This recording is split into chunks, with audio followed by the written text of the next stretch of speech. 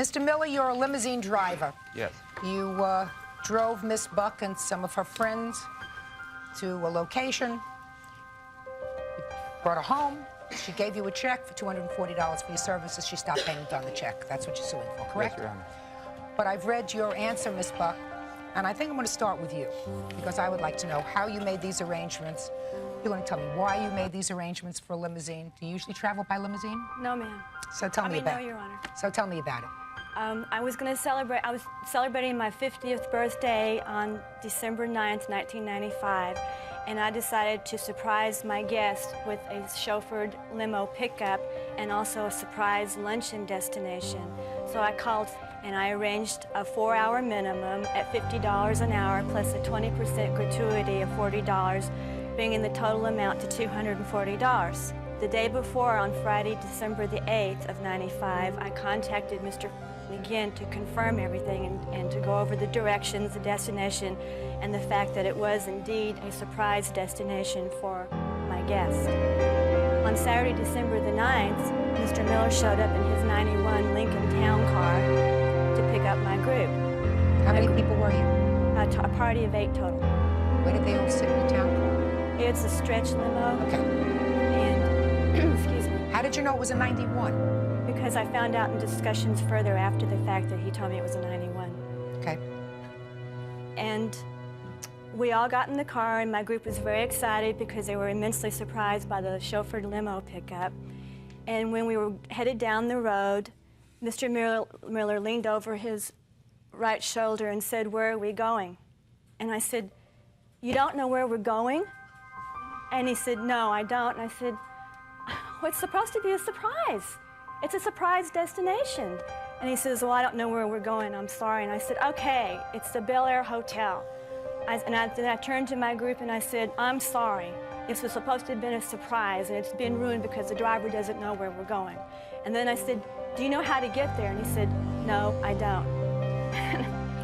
And I thought, I got very upset. And I said, "Okay, you go north on the 405, and I gave him the directions. And then I had to sit there and play navigator, so I could not enjoy being with my party and my friends because I had to watch him to make sure he didn't miss the Sunset Boulevard turnoff. And then he didn't know how to get to Stone Canyon, so I just had to guide the whole ordeal. I was just furious. I was so angry because this was supposed to have been a surprise destination, and I had to spoil it in front of my group. And I told Mr. Miller, it was evident I was upset. No, why did you give him anything if you were dissatisfied? I didn't want to create a scene in front of my group that was standing nearby, and I didn't want to get into it and create a scene. I was already upset anyway and about the whole limo ordeal, and I didn't want to create a scene in front of my guests. Mm-hmm. That's why. But I did.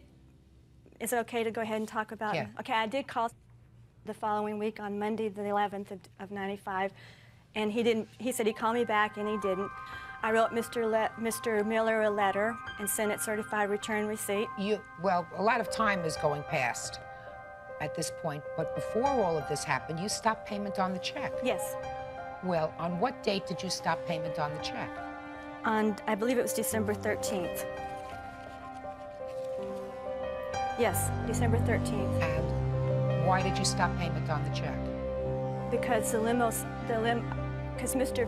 had promised me one thing, and what I got was a whole different story. And when you called him on the 11th, he didn't call you back? No. So nothing had happened between the 11th and the 13th other than the fact that Mr. did not call you back? Yes, Your Honor. Yes, sir. Okay, on December 9th, I was given this farmhouse job. Were you told that this was a surprise destination? All I know, it was a birthday. I wasn't told it was a surprise. Were you told where you were taking the people?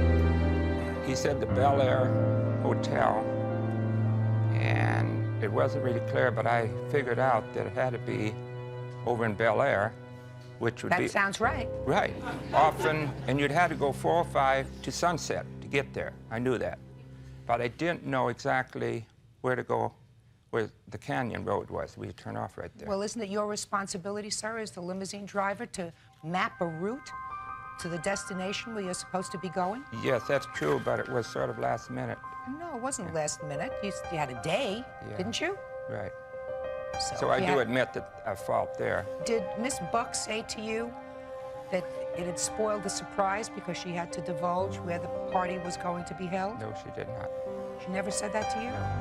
Look, Miss Buck could have taken a minute out of your birthday party and told that the limousine that he contracted for was unsatisfactory, right?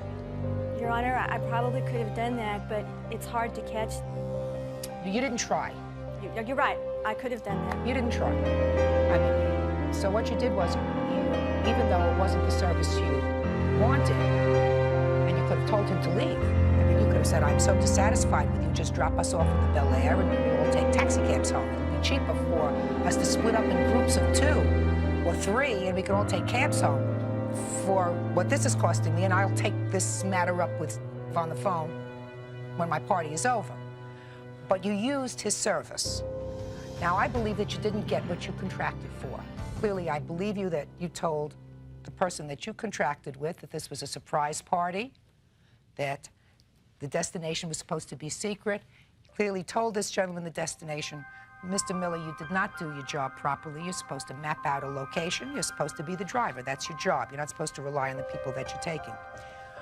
My problem, Ms. Buck, is that you gave him the check and then stopped payment on the check. That's never a good... You can always sue him for the money, but you chose to stop payment on the check. What I'm trying to figure out is something that's fair and equitable. Mr. Miller was filling in. Was gonna leave you in a lurch if his guy, Joe, who was 32 years old, was supposed to pick you up and wasn't able to do it for whatever reason. So he sent somebody, and he sent Mr. Miller. You used his service to take you home, which suggests to me that it wasn't so terrible.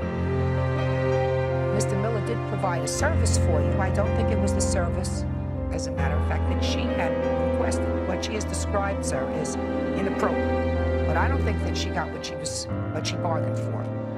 I do think, however, that you got some service from Mr. Miller.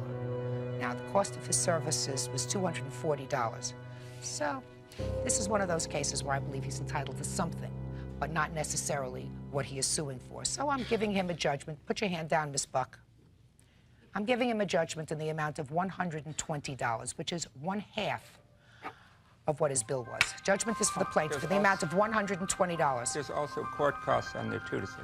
$120. And I suggest, sir, that if you weren't given the proper information from that you sue him. I'm here 5 days a week.